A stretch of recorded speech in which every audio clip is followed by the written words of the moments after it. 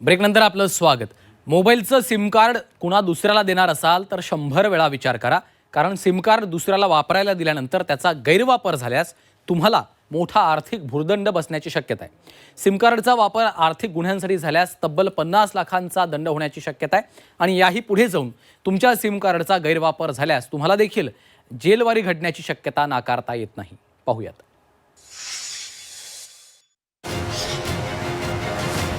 Mobile SIM card दुसऱ्याला वापरायला देताय, खबरदार।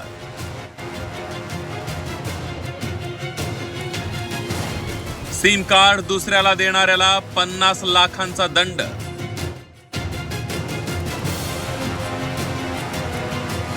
सिम दुसऱ्याला देणार तर तुम्हाला जेलवारी होणार।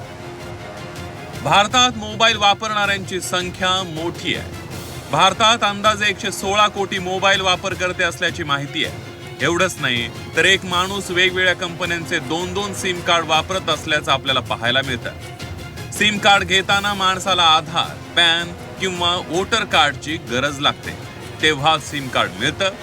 पण गेल्या काही वर्षात एकाच्या नावावरील सिम कार्ड दुसराच वापरत असल्याच्या धक्कादायक बाबी समोर आल्या। काही गुन्ह्यांमध्ये तर एकाच्या नावावरील सिम कार्ड दुसरा भाड्याने वापरत असल्याचं चौकशीत समोर आलं होतं। गुन्हेगार पोलिसांची दिशाभूल करण्यासाठीही दुसऱ्याच्या सिम कार्डचा वापर करतात।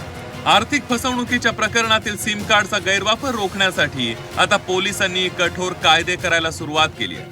सिम कार्डचा गैरवापर केल्याचं तपासात सिद्ध झाल्यास तब्बल 50 लाख रुपयांपर्यंतचा दंड ठोठावला जाऊ शकतो किंवा या प्रकरणात जेलवारीही होण्याची शक्यता आहे। तुमचं सिम कार्ड जे आहे ते सिम कार्ड नकळत दुसऱ्या व्यक्तीकडे गेलंय आणि तो त्याच्यावरून एखादं चुकीचं काम करतोय, तर सिमचे मूळ धारक म्हणून तुमच्यावरती कायदेशीर कारवाई तर होऊ शकते, पण जवळपास 50 लाखाचा जो आहे तो सुद्धा दंड आणि तुम्हाला जेलमध्ये जाऊ लागू शकतं।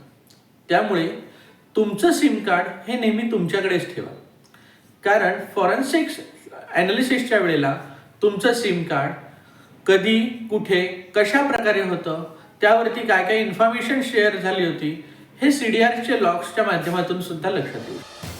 तुमचं आधार कार्ड किंवा पॅन कार्ड, वोटर कार्ड तुम्ही वेगवेगळ्या कामासाठी वापरता, या कागदपत्रांचा गैरवापर होणार नाही याची सतत काळजी घ्या।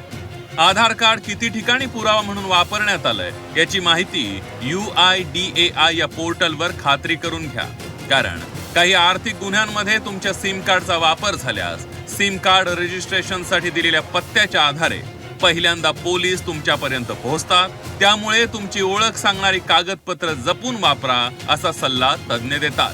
कुठलाही प्रकार आढळत असेल किंवा झालेला जाणवत असेल तर सर्वात प्रथम तुम्ही sanchar-sathi.gov.in या वेबसाईटवरती कंप्लेंट रजिस्टर करू शकता।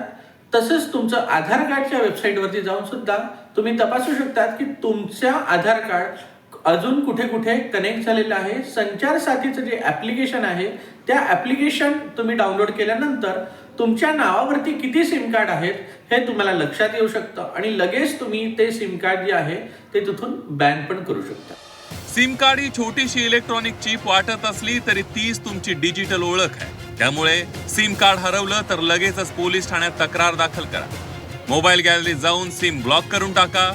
एखाद्या गैरप्रकारात किंवा गुन्ह्यात तुमच्या नावाचं सिम वापरलं गेल्यास नाहक आर्थिक भुर्दंड सहन करावा लागेलच, शिवाय प्रसंगी तुम्हाला जेलवारीही घडण्याची शक्यता नाकारता येत नाही।